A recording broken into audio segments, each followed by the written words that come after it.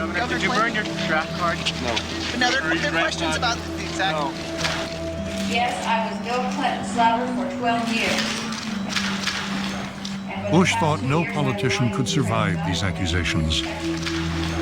I would have liked to think that after a 12-year relationship, I think the president felt at the time that Clinton's record would preclude him winning. In this country, we had never really had a candidate who was a philanderer and who had had the marital problems he had and still win an election. We certainly never had a president who'd been accused of draft dodging and still be elected president. If you listened to the Clinton-Gore ticket, the only way they can win is to convince America that we're in a deep recession. A week before the election, Bush finally could announce good news on the economy. This morning, the figures were announced for the third quarter of this growth, the gross domestic product. The third quarter was plus 2.7%. It grew twice as much.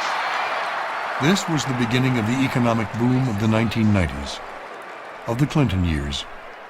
About twice as The much. good news came too late to save Bush's presidency. Quarters of growth. Objective analysts have looked at the Clinton surpluses, the Congressional Budget Office, the Senate Budget Committee, some people at the Brookings Institution and others have said that they think that of the policy changes that accounted for the Clinton surplus, roughly 60% came in the 1990 budget agreement, thanks to President Bush.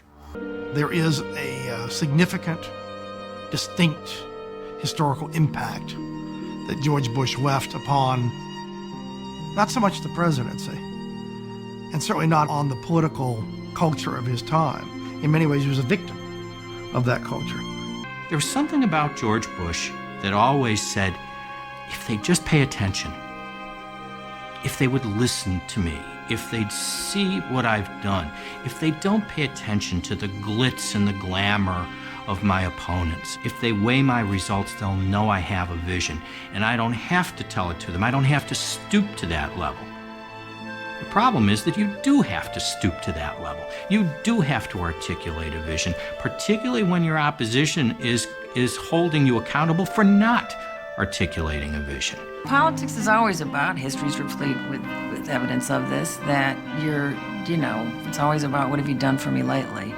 And the shelf life of anything, including the Persian Gulf conflict, was short.